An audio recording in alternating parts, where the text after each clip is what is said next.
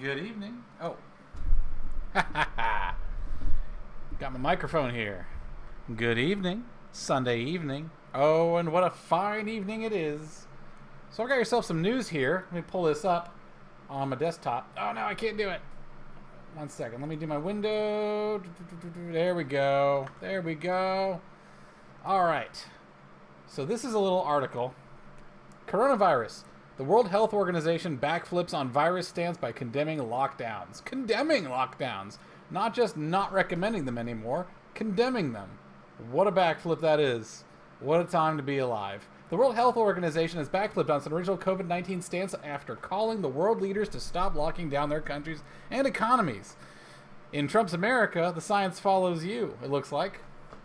He also claimed that the only thing lockdowns achieved was poverty, with no potential for potential lives saved. With no mention of potential lives saved. Lockdowns have just one consequence that you must never belittle, that it is making poor people an awful lot poorer. Wow. So shutting down your entire economy for a virus that kills about 1% of your population. And that's your working population. The death numbers above, I think it was 70 plus. The survivability rate was about 94.6 or something. Below that, it was like 99 point something. So if you're below 70, it's like 99 point something. It was either below 70 or below 60. You get the point. It's really low. All right. So you shut down this entire economy. You have tons of people out of work. You have tons of people who are now consuming massive amounts of alcohol. You got skyrocketing alcohol rates. You have skyrocketing domestic abuse rates. You have a stimulus that went out once, but because we have a 50-50 deadlocked Congress, you can't pass anything else. Let's continue. We in the World Health Organization do not advocate lockdowns as the primary method of control. The only time we believe lockdowns is justified is to buy you time to reorganize, regroup, rebalance your resources, protect your health workers who are exhausted, but by and large, we'd rather not do it. So in other words, maybe 15 days to slow the spread is about it, right? And let me remind you guys that the United States has never had a lack of beds. We've never had a lack of ventilators. Everyone who has needed medical attention has gotten it. We have not overwhelmed our medical system. The bodies are piling up, especially outside of the nursing homes. I think about 40%, don't quote me on this, but it's something like 40% of the mortality rate for COVID-19 has been among seniors in nursing homes. Sick care facilities, that sort of thing, right? So why is the rest of the nation shutting down? And I've been saying this since about maybe May, pretty much 2 weeks into it. Other countries are locking down, by the way. If you think that America is the only country that's locking down, you're an idiot. I don't know what else to tell you. I'm sorry. I'm going to have to go Ben Shapiro on you and just call you an idiot. Oh, nice. Rockler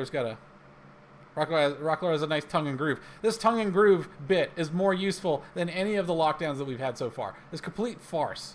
All right? It's a complete farce. Stop using... All right.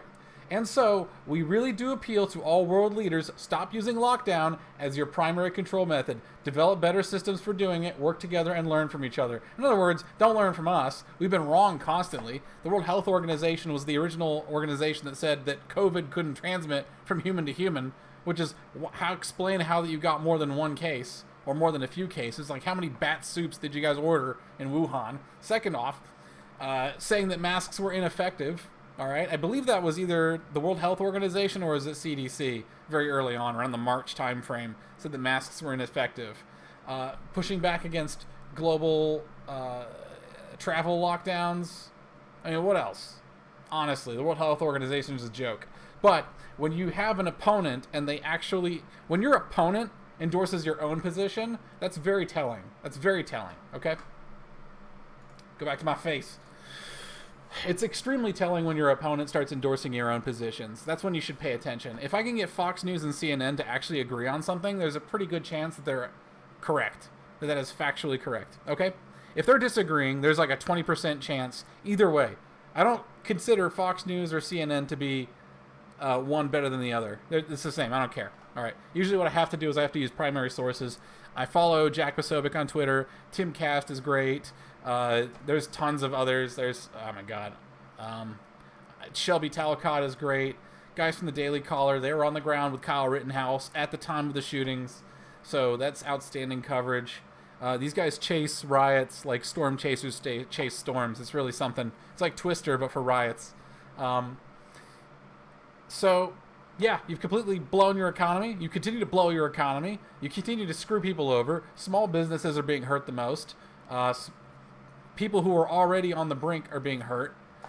People who are below the age of 60, 70 are suffering a tremendous amount for absolutely no reason. Schools right now have, even the Atlantic released an article recently that said that transmission at schools is, like, schools are not a super spreader. This is virus. We've had a long time to know this virus. And by the way, European countries have opened their schools. A lot of them already have. And the European countries that went hard on lockdowns are going back on lockdown. All right? The virus is going to virus, as they say. You're going to catch it. It's extremely contagious. Get it out of the way. I got it early on because I traveled to Lexington, Kentucky for work, and I must have caught it. It's a travel hub. You know, I work with a bunch of other engineers who go all over the world. I got it quickly. I felt like I was asthmatic again, and then I was fine. People who get it now, you have medications. If Donald freaking Trump can survive this thing and then almost do a backflip out of the hospital, you're going to make it, okay? There are other ways to die, but it depends. Do you want people who are already on the edge of death to die choking on their own lungs? Or do you want school children to be extremely depressed? Do you want 20-somethings who are just getting their career started to have that career smashed down? Do you want people drinking themselves to death? Do you want people blowing their brains out? Another article came out earlier, maybe earlier this weekend, that said that the excess death, so if our death rate was like this normally, the excess deaths are the ones that are above that. Excess deaths, only 2/3 of them are from COVID directly.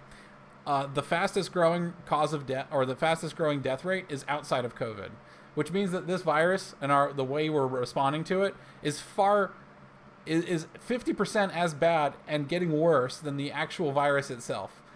So for every person that the virus allegedly killed, and let's just pretend that there are no miscounts, even though there's like motorcycle deaths and other deaths that are definitely not COVID related that were attributed to COVID, forget about those. Let's say all 210-something thousand deaths were all from COVID. For every 2 people that die from COVID, we're just basically putting a gun to the head of another person and shooting them. We might as well be. If you think that there's a way to get out of this without blood on your hands, there isn't. This is decision making. This is how you run a country. This is how you are a leader. You have to weigh pros and cons. The virus is going to virus. There has not been a slowdown in the rate based on lockdowns. Early on in the virus, 40% of the ICU cases in the New York City hospital system were for people who are completely isolated. So if you think that these lockdowns were effective, even from the beginning, that's a farce. This virus is extremely contagious. It seems to survive in lab environments for 3 days on surfaces. It seems to work, aerosolized, out in the air. You just simply breathing will put it out. There's like 4 days where you are symptom-free, but it's highly infectious at the beginning of this virus. So, yeah, it's going to spread. Almost everyone's going to get it. Bad news. Good news is almost everyone's going to survive, especially with the therapeutics we seem to have now, apparently. I don't know. People die on their way to work every day. We take risks. That's what we do. In the United States, we consider liberty and freedom above life. Give me liberty or give me death. If you guys are simpering at home, worried about COVID, I'm going to tell you that that's entirely manufactured by the news. The news has too much of a grip on you. If you are afraid of this thing, you are afraid of a pretty severe flu that seems to hit the respiratory system, and then it seems to inflame the immune system. All right? I'm not a doctor. Do what your doctor says. If you start to feel symptoms, go to the hospital as soon as you can. Get tested as soon as you can. Don't take it lightly, but don't take your freedom lightly either. All right? So, maladies come, man. There's going to be a COVID-20, by the way. If you want to keep living like this, feel free, but it's not going to come. It's not going to go away. All right. Sorry to end on a dour note. This has been Alex. I'll see you guys later.